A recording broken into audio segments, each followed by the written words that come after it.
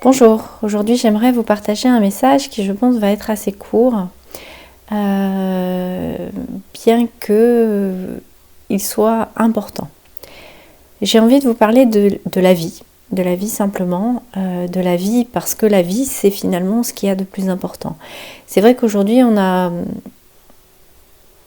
plein de choses qui nous freinent et auxquelles on est confronté, mais ce qui est important dans tout ça c'est de ne pas se couper de la vie, parce que je le vois autour de moi, un peu plus loin, à la télé, dans ce que je ressens, dans ce que j'écoute.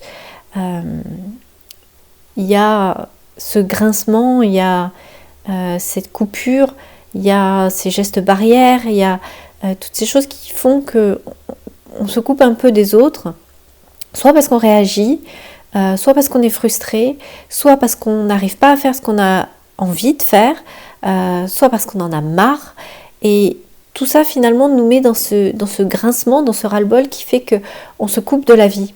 Or, ce qu'il y a de plus important dans tout ça, c'est la vie. On est là pour vivre, et l'idée c'est de rester quoi qu'il arrive connecté à la vie. Et la vie, c'est aussi ça, c'est le changement, c'est les contraintes, c'est réussir à prendre tout ça, à utiliser notre créativité pour pouvoir en faire quelque chose de vivant et quelque chose de beau. Et la difficulté, c'est que dans l'invitation des confinements pour ceux qui sont confinés, ou des gestes barrières, ou des limitations, on se coupe de la vie, on s'immobilise, on reste enfermé, et dans cette immobilité, dans cet enfermement, on se désagrège. Et en fait, au lieu d'être dans le courant de la vie, on rentre dans le courant de la mort. Alors, vous voyez pas ça comme la mort dans quelque chose qui fait peur, tout ça. Non, c'est juste, il y a un mouvement qui est celui de la vie, qui est évolutif, qui crée, qui fait grandir.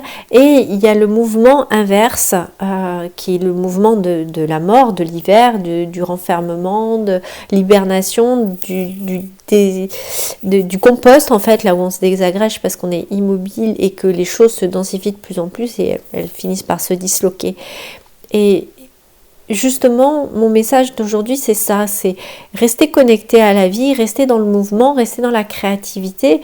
Oui, il y a plein de choses que vous ne pouvez pas faire à l'extérieur, mais faites-les à l'intérieur de vous. C'est aussi, pourquoi pas, en profiter pour revoir votre cadre de vie, votre espace de vie, votre foyer, d'améliorer les choses qui sont là à l'intérieur, qui sont en contact avec nous et qui sont disponibles pour qu'on en fasse quelque chose. Et tout ça, tout ce travail qu'on n'aurait pas fait dans d'autres circonstances si on n'était pas à l'intérieur de chez nous, c'est une belle opportunité, c'est une opportunité d'avancer, c'est une opportunité d'améliorer les liens, de recréer des choses, de modifier des choses, d'amener du mouvement. C'est important, le mouvement, l'évolution, l'amélioration, cultiver le beau, l'agréable, le doux, ranger, épurer, prendre le temps de faire du tri, toutes ces choses-là, elles sont importantes. Et d'habitude, on n'a pas le temps.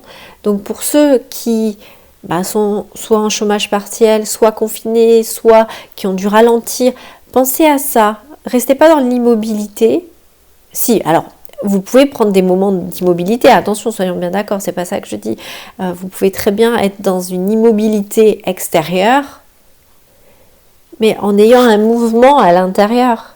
Ou être simplement dans l'immobilité à la fois à l'intérieur et à l'extérieur, mais parce que vous êtes en train d'être dans la contemplation intérieure ou dans la réceptivité.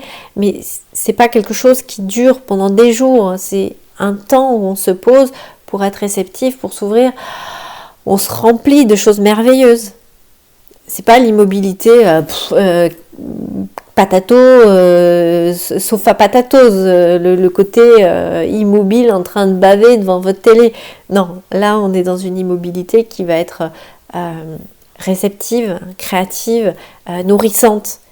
C'est pas l'immobilité dont je vous parlais tout à l'heure qui va faire qu'on se désagrège, qu'on devient mou, qu'on devient un chamallow tout, voilà. Et Et c'est valable bien sûr maintenant, mais c'est valable aussi dans autre chose. J'avais dit que ce serait court, mais finalement je vois que c'est important que je vous parle d'autre chose aussi, donc je vais continuer sur un sujet connexe qui est celui de la spiritualité. La spiritualité, c'est pas un échappatoire, c'est pas être immobile, c'est pas être amorphe, c'est pas être tout mou, c'est pas ça.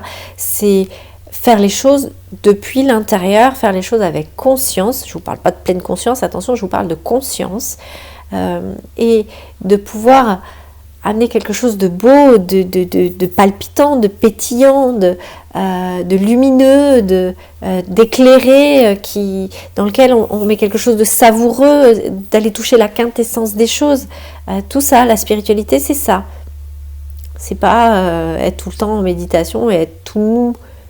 Non, il y a un ralentissement effectivement, mais ce ralentissement, c'est simplement d'arrêter de se précipiter pour pouvoir amener cette conscience, pour pouvoir être dans le ressenti, pour pouvoir être connecté à son corps, pour pouvoir être en présence avec les autres, pour qu'il y ait cet échange aussi au-delà des mots, au-delà de la précipitation, et de pouvoir laisser les choses prendre de l'ampleur avant de les offrir.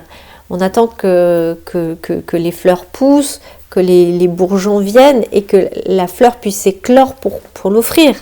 On offre le beau.